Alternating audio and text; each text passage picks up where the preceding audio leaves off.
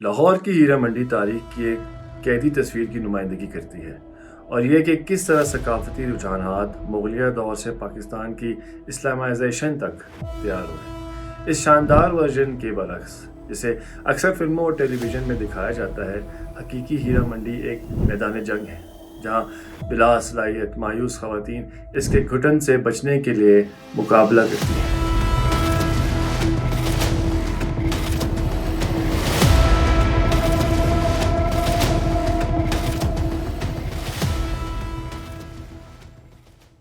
لاہور کی ہیرا منڈی فلموں اور ٹی وی شوز میں موجودہ دکھائی جانے والی رومانی نسخے سے بالکل مختلف ہے، لیکن ہسٹورینز کے مطابق وہاں رہنے والی خواتین کی زندگی کو ہمیشہ سے رومانٹیسائز کا شکار بنایا گیا ہے، جس سے اکثر بہتر نہیں ہوتا۔ مغلیہ عہد کی طوائف، برطانویوں کی ناٹس گرل اور تقریباً بھارتی تقسیم کے بعد کی تماشائی اداکاریوں کے مانند ہیرا منڈی کی خواتین کے مستقبل بہت دردناک ہے۔ لاہور کی ہیرا منڈی میں جسم فروشی ایک خاندانی کاروبار تھا، جو ماں سے بیٹی تک بے دردی، کھلے عام اور غیر معذرت کے ساتھ منتقل ہوتا تھا۔ سنجے لیلا بنسالی کی حال میں ہی ریلیز ہونے والی نیٹ فلکس سیریز پر ہیرا منڈی میں دکھائی گئی گلیمرائزڈ ورژن کے برعکس اس علاقے کی حقیقی تاریخ بہت گہری ہے۔ دراصل ہیرا منڈی میں واقعات کی بھرمار ہے، جو کہ خستہ حال عمارتوں اور ناقابل شناخت گلیوں سے بھری ہوئی مشہور یہودی بستی ہے، جو قلعہ لاہور کے ساتھ والے شہر کے شمالی کونے میں واقع ہے۔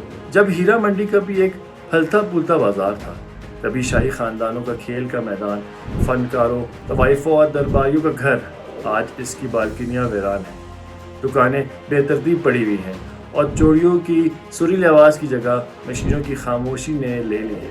شہنشاہ اکبر کے دور میں لاہور نے مغل ہندوستان کے نشان کے طور پر دہلی اور آگرہ کا مقابلہ کیا۔ شرافت اور ان کی خواتین کے محافظ قلعہ لاہور سے گزرتے ہوئے ہیرا منڈی، جو اس وقت شاہی محلے کے نام سے جانا جاتا تھا، کو عبور کرتے ہوئے عالمگیری گیٹ سے ہوتے ہوئے بادشاہی مسجد کے وسیع پیچیدہ میدان تک پہنچتے تھے۔ اگرچہ آرتھوڈاکس اسلام رقص اور گانے سے منع کرتا ہے، مغل پرفارمنگ آرٹس کے عظیم سرپرست تھے۔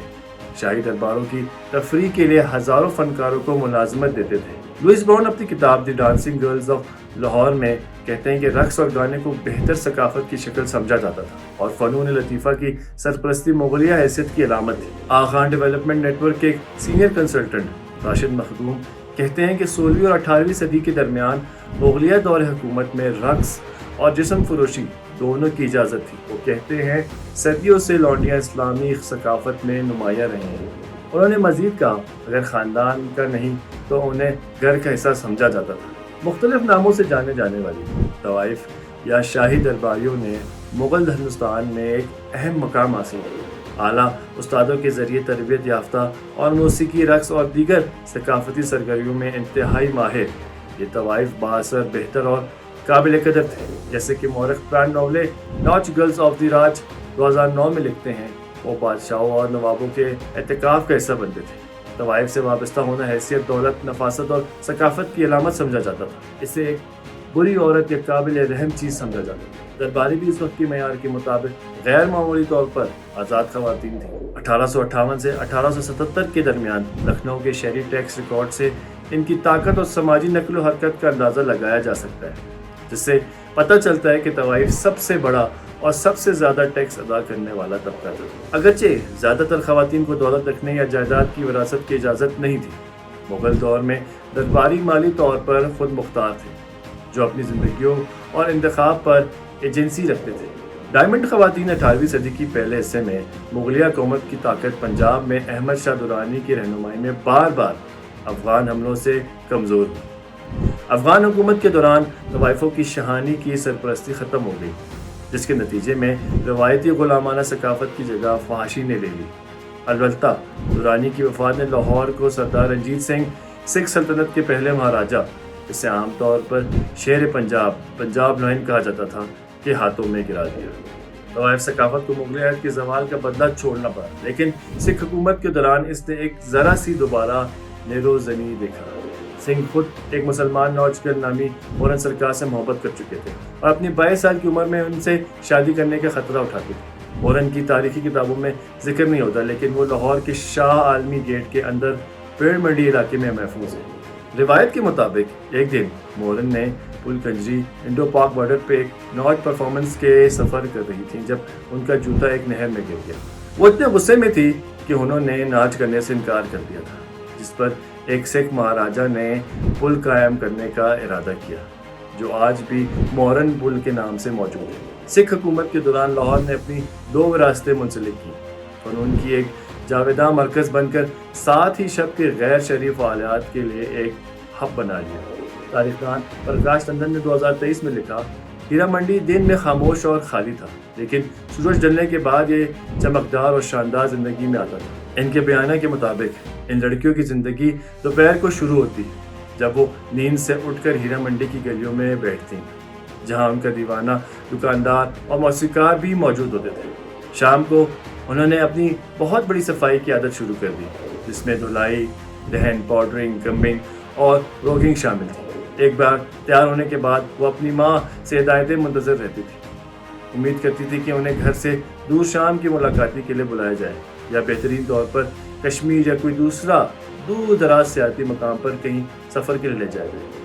لاہور میں خواتین نے بڑے ادارے چلائے، موسیقاروں اور نوج گرلز کو تربیت دی اور موسیقی کی دنیا میں اعزاز اور شہرت حاصل کی۔ یہ خواتین عام طور پر پہلے طوائف تھیں اور دولت اور شہرت حاصل کرنے کے بعد دوسری نوج گرلز کو بھی معلم کر سکتی تھی۔ ان اداروں کی مدعا صفائی کرنے والے، بادشاہی، کپڑے سلائی اور دیگر ملازمین نیچے کی منزل پر رہتے تھے اور نوج گرل کے محافظ کے طور پر عمل کرتے تھے۔ لتا سنگھ کے مطابق مدعا بچے محروم جنس تھے اور مکمل طور پر اپنی ماں اور بہنوں پر معتمد تھے۔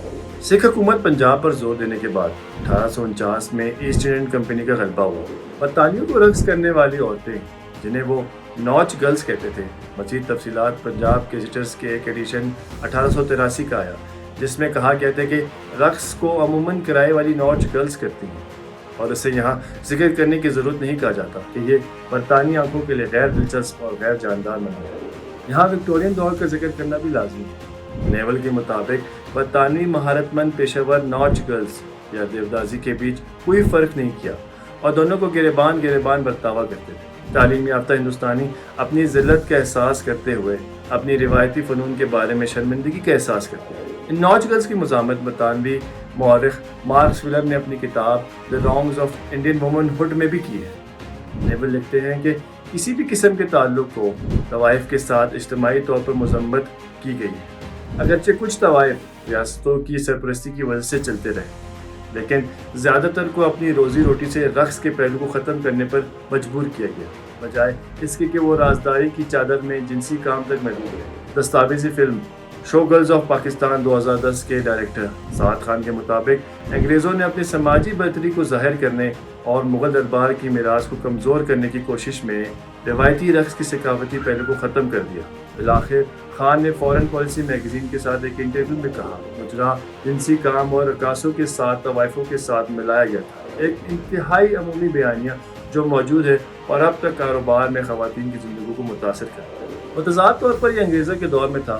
ہیرا منڈی جسم فروشی کے اڈے کے طور پر مشہور ہے، جس کی کمپنی اور تاج نے برطانوی جنرل مونٹگمری کے الفاظ میں تھا کہ لڑتے لڑتے لڑکوں کے ضروری افق کی خوشیوں کی ضرورت کو تسلیم کیا۔ مخدوم کا کہنا ہے کہ لال بتی کا ضلع 1914 میں اس وقت ابھرا جب انگریزوں نے قلعہ لاہور کے گیریزن میں تعینات فوجیوں کو پورا کرنے کے لیے ہیرا منڈی میں ایک کوٹھا قائم کیا۔ جو عمارتیں باقی ہیں ان میں سے اکثر اس وقت کی ہیں۔ اس طرح ہیرا منڈی اور طوائف کلچر کی تبدیلی کا آغاز ہوا، جیسا کہ ہندوستانی ڈرامہ نگار ٹیپو ہری شرما نے سال 1857 سے 2005 اٹیل میں لکھا تھا کہ یہ خواتین ثقافت کا خزانہ تھی اور اظہار خیال کی قدر کم ہوتی ہے، آسانی سے بھول جاتی ہیں اور نتیجتاً کھو جاتی ہیں اور انہیں محض تفریحی اور جنسی کام کے لیے دستیاب سمجھا جاتا ہے۔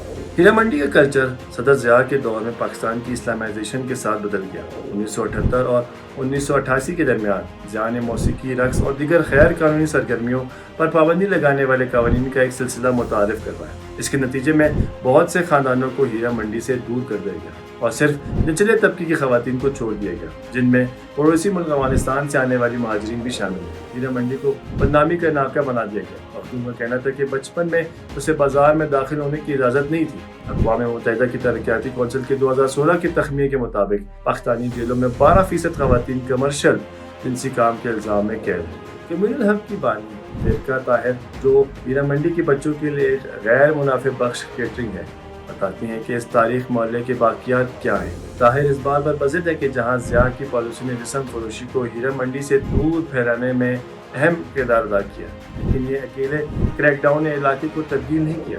وہ کہتی ہیں ٹیکنالوجی، تعلیم اور خاندانی ڈھانچے میں تبدیلیاں اور بیماریاں سب نے صنعت کو متاثر کی۔ وہ کہتی ہیں جس کی وجہ سے پرانی ہیرا منڈی ختم ہو گئی۔ آج محلے کو بیان کرتے ہوئے طاہر ایک تاریخی تصویر پینٹ کرتی ہیں۔ ہر عمر کی خواتین کی خدمات حاصل کی جا سکتی ہیں۔ 60 سال سے زیادہ عمر کی خواتین اکثر اپنی خدمات 50 روپے سے کم میں بیچتی ہیں۔ اگر ان کے پیٹ میں درد ہوتا ہے تو وہ سڑکوں پر نکل جاتی ہیں۔ وہ کہتی ہیں ایک اور گولی خریدنے کے لیے اتنا پیسہ کما لیتی ہیں۔ ہیرا منڈی کے وہ دن بھی گئے جو لالی ووڈ کے راستے کے طور پر کام کر رہے ہیں، یہاں تک کہ باصلاحیت اداکار بھی اس اداکار اور گلوکار نہیں بن سکتے، کیونکہ بدنامی اور منشیات کا دائمی استعمال انہیں سماجی رکاوٹوں کو عبور کرنے سے منع کرتا ہے۔ طاہر کے مطابق اب وہ زیادہ سے زیادہ ٹک ٹاک اور انسٹاگرام جیسی سائٹوں پر مشہور ہو سکتے ہیں۔ مورخین کے مطابق ایک پرجوش لڑکی جو آج ہیرا منڈی میں کامیاب ہونا چاہتی ہے، خلیج میں ڈانسنگ ٹور طے کرے گی، مغلیہ دور کی طوائفوں کی طرح۔ یہ خواتین عمر کے ساتھ ساتھ کم سے کم قیمتی ہوتی جاتی ہیں، اکثر حمل اور جنسی بیماریوں ان کی جوانی کے جسموں کو برباد کر دیتی ہیں۔ انہیں بھی بہت چھوٹی عمر میں رخصت کر دیا جاتا ہے۔ طاہر ان کی پریشانیوں کو کنڈیشننگ کے ذریعے رضامندی سے جسم فروشی کے طور پر بیان کرتی ہیں۔ ان لڑکیوں کے ساتھ جو موروثی نظام میں پیدا ہوتی ہیں، جنہیں کئی طریقوں سے مجبور کیا جاتا ہے وہ خاندانی کاروبار جاری رکھیں۔ خاندانی بزرگوں کا 13 سال سے کم عمر کی لڑکیوں کو خلیج، ہندوستان اور یوکرین میں رقص کرنے کے لیے بھیجنے کے لیے پیدائشی دستاویزات کو غلط بنانا کوئی معمولی بات نہیں ہے۔ لاہور میں ایک خاندان کے ساتھ گفتگو کا ذکر کرتے ہوئے طاہر کہتی ہیں کہ انہیں ایک لطیفہ سنایا گیا۔